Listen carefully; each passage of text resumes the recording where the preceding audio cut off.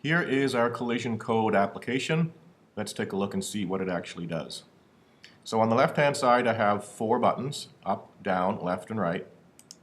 And when I click on those buttons, they move the ball up, down, left, and right. And I believe in my coding, I have it moving 5 pixels at a time.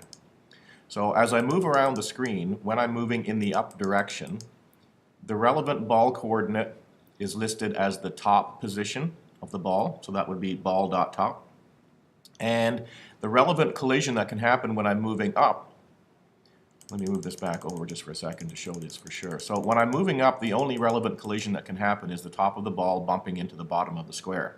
So that coordinate right there is the bottom of the square, and this coordinate is the top of the ball. And as I move up, and you see that collision occur, so right now the ball is 1 pixel below the square. When I move up into it, a collision has occurred. This value is now less than this value, so my ball changes color. So I'm going to reset the color of the ball, and I'm going to move over and test that collision coming from the right.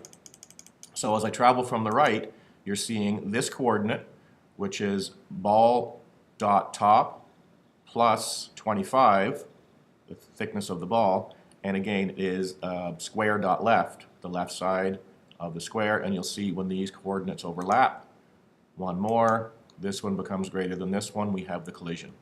So that's how the collision is being sensed from each direction. So if I travel up, notice when I travel to the right, there's no collision. The side of this ball is past the edge of the square, but I have to be within the parameters of the top and bottom of the actual square, and that will be evident when we do the programming.